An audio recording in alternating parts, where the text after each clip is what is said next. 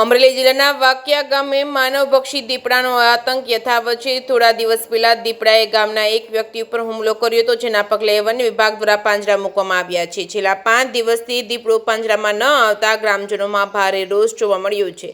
આજે બપોરના સમયે દીપડો ફરી એકવાર દેખાતા ગામમાં ભય અને તણાવનો માહોલ ફેલાઈ ગયો છે। દીપડાની અવરજવર વધતા વન વિભાગ તાત્કાલિક દોડી આવ્યું હતું, પાંજરાને ફરીથી એક્ટિવ કરી સિસ્ટમ સતર્ક બનાવી હતી। ગુજરાત વિધાનસભાના નાયબ મુખ્ય દંડક અને અમરેલીના ધારાસભ્ય કૌશિકભાઈ વેકરિયા પણ વાકિયા ગામે પહોંચ્યા હતા। હુમલામાં ઇજાગ્રસ્ત થયેલા મુકેશભાઈની મુલાકાત લઈ તેમને તબિયત વિશે માહિતી લીધી હતી।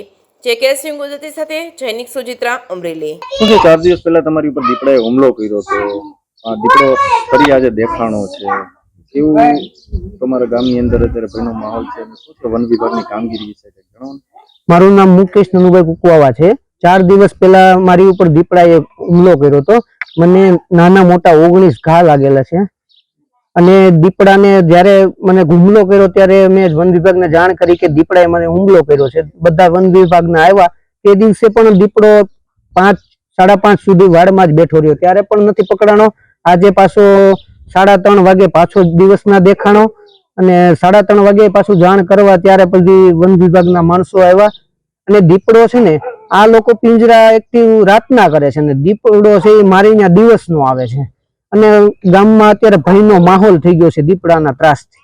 શું તમારું નામ છે, શું તમારો હોદ્દો છે અને તમારા ગામની અંદર કંઈક દીપડાએ વ્યક્તિ પર હુમલો કર્યો છે અને ગામની અંદર કેવી સ્થિતિ છે અને વન વિભાગની કામગીરી કેવી છે? મારું નામ નૈનાબેન ભરતભાઈ દાંતીવાડિયા છે। હું ગામમાં સરપંચ છું અને 4 દિવસ પહેલા અમારા ગામના છોકરા ઉપર હુમલો કરેલો છે। અમે પણ વન વિભાગ દ્વારા જાણ કરવી છે, છતાંય વન વિભાગ દ્વારા ત્યાર પહેલા 4 દિવસ પહેલા હુમલો કર્યો હતો, ત્યારે નતા આવ્યા અને તે પછી પાંજરા મૂક્યા છે પણ રાતના ખુલ્લા રાખે છે અને દિવસના બંધ રાખે છે। પણ અમારે દીપડાની ભય છે દિવસની, દિવસે જ હુમલા કરી જાય છે।